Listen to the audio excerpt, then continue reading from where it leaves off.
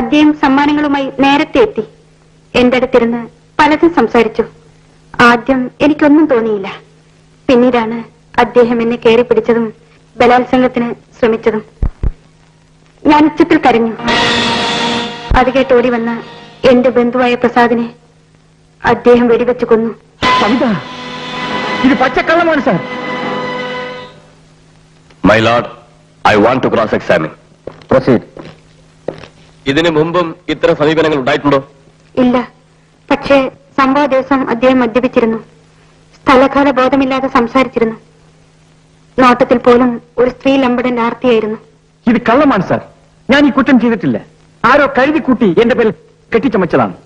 സഹോദരിയോടെന്ന പോലെ പെരുമാറി വിശ്വാസം പിടിച്ചുപറ്റി വിഷയാസക്തിക്ക് ഇരയാക്കുകയാണ് ഇവിടെ സംഭവിച്ചിട്ടുള്ളത്. ഈ പ്രതി വിശ്വാസവഞ്ചന, ബലാത്സംഗ ശ്രമം, കൊലപാതകം എന്നീ 3 കുറ്റങ്ങൾക്ക് ശിക്ഷാർഹനാണ്.